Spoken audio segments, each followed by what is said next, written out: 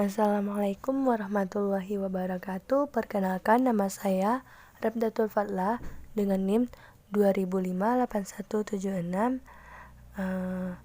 Video ini saya buat untuk menyelesaikan tugas kearifan lokal. Bintan adalah kabupaten kepulauan yang terdiri dari pulau-pulau besar dan kecil, sehingga kabupaten ini dijuluki dengan Kabupaten Segantang Lada. Nama Bintan atau Bintan memiliki banyak arti. Ada yang menyebut Bintan berasal dari kata pembantaian, ada juga yang menyebut Berintan untuk menyebut pedagang yang terdampar di sana. Ada juga yang menyebut Bintan artinya kurang air. Pendapat lain, kata Bintan disebabkan oleh pulau ini ada Gunung Bintan. Dan di Bintan terdapat suku orang laut. Bicara tentang suku orang laut, tentunya kita harus memahami dulu definisi suku laut dan yang membedakannya dengan suku bangsa lain yang ada di Indonesia. Suku laut adalah suku bangsa yang bertempat tinggal di perahu dan hidup mengembara di perairan Provinsi Riau dan Pantai Johor Selatan. Dalam perkembangannya, Provinsi Riau mekar menjadi Provinsi Kepulauan Riau. Orang suku laut yang dulunya hidup mengembara menjadi hidup menetap.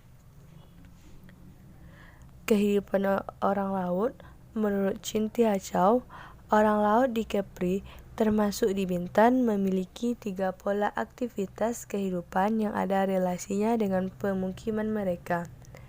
Yang pertama, mereka mencari ikan di dekat kampung. Kedua, mereka melakukan perjalanan berhari-hari ke lokasi yang agak jauh dari kampungnya. Dan yang ketiga, mereka berkelana ke tempat yang sangat jauh dari tempat tinggalnya dan memakan waktu berbulan-bulan sebelum akhirnya mereka kembali ke kampungnya. Untuk pola terakhir, hampir tidak ada lagi orang laut di Bintan yang melakukan itu. Mereka rata-rata bekerja sebagai nelayan yang daerahnya tangkapannya tak di sekitar perairan Bintan. Organisasi sosial orang laut memiliki cara khas.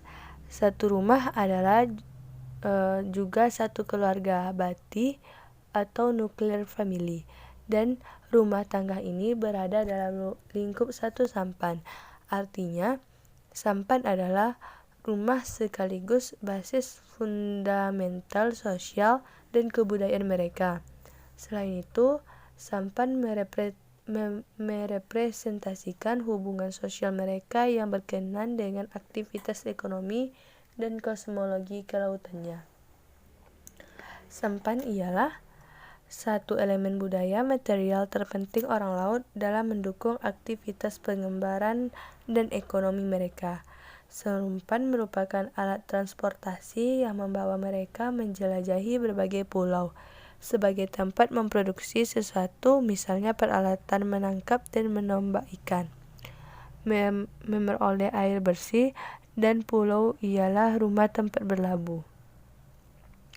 Ketika musim angin utara tiba, di mana angin berhembus kencang dari laut Cina Selatan dan ombak begitu kuat di laut, orang laut akan berlabuh di darat dalam waktu kurang lebih 3 bulan.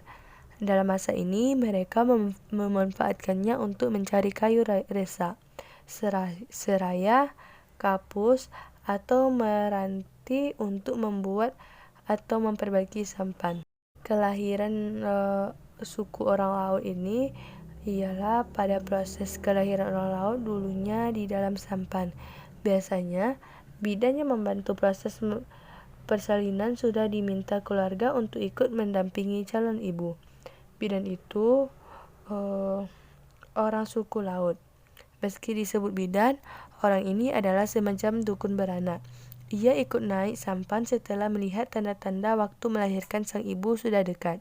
Bidan beranak itu ikut ibu hamil hingga proses melahirkan. Semua biaya bidan beranak itu, termasuk makan, minum, dan rokok, ditanggung keluarga ibu yang melahirkan. Dan pada tahap perkawinan di masa lalu, Orang laut semenjak masa pertumbuhan anak-anak mereka biasanya telah dijodohkan dengan sepupu satu atau sepupu dua dari kerabat dekat.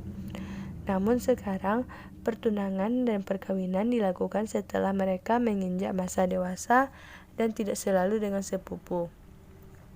Bentuk perkawinan yang paling baik atau ideal dalam kelompok mereka ialah dengan sepupu. Sampai sini materi saya. Lebih dan kurang mohon dimaafkan. Assalamualaikum warahmatullahi wabarakatuh.